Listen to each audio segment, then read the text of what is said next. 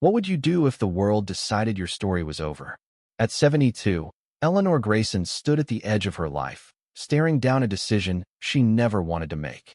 They are children, her doctors, society had pushed her toward Willow Creek Retirement Home, a place where dreams went to fade. But Eleanor wasn't ready to be shelved like an old book. Her heart still burned with the fire of a woman who had built a life from nothing, and she wasn't about to let it end in a sterile room smelling of antiseptic and regret. The first day at Willow Creek was a gut punch. The walls were a sickly beige, the air heavy with resignation. Residents shuffled through the halls, their eyes dull, their voices hushed.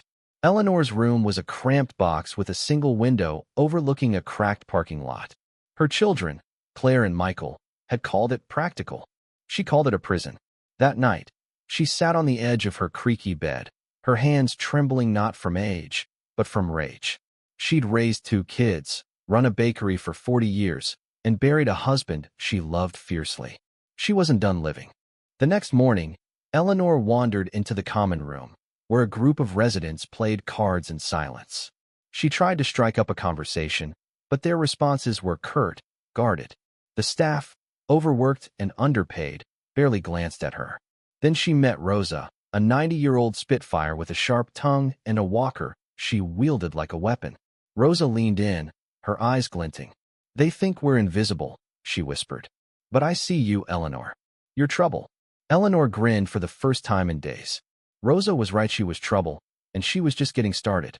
The twist came on her 3rd day. While rummaging through the home's neglected library, Eleanor found a dusty ledger tucked behind a shelf. It was a financial record, carelessly left behind, revealing Willow Creek was on the brink of foreclosure. The owners, a faceless corporation, were bleeding the place dry, cutting corners on food, staff, and repairs. Eleanor's mind raced. She'd saved every penny from her bakery days, a nest egg her kids didn't know about. It wasn't just money, it was power. She could buy this crumbling relic. She could rewrite its story. But the idea was madness. She was no real estate mogul, just a woman who knew how to knead dough and balance books. Doubt gnawed at her, but Rosa's voice echoed in her head. "You're trouble." Eleanor made calls, cashed out her savings, and contacted a lawyer friend from her old neighborhood. The deal was risky, her entire life's earnings for a failing facility. Her children were furious when they found out, calling it reckless, a fantasy. "You're throwing your life away," Claire shouted over the phone. Eleanor hung up. She wasn't throwing anything away, she was building. The purchase went through in weeks, a blur of signatures and sleepless nights.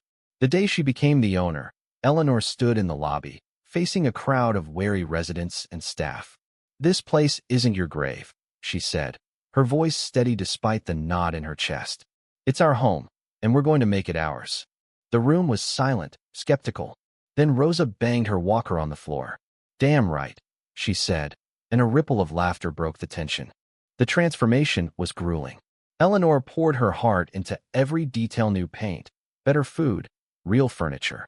She hired local contractors, many of whom remembered her bakery's warm bread and gave her discounts. Residents pitched in, their hands shaky but their spirits lifting.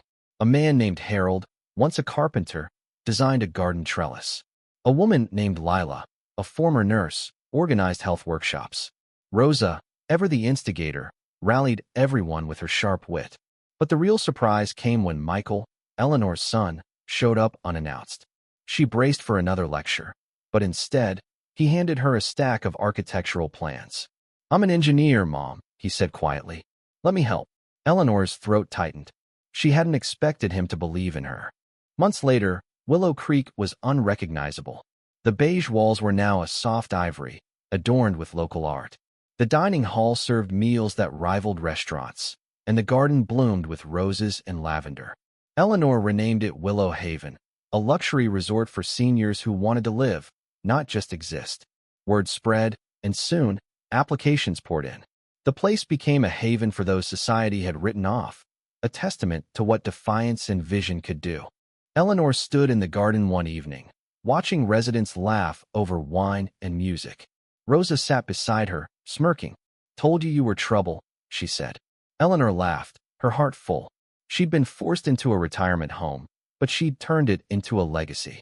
Her legacy, a place where no one was invisible, where every story still mattered. Indy,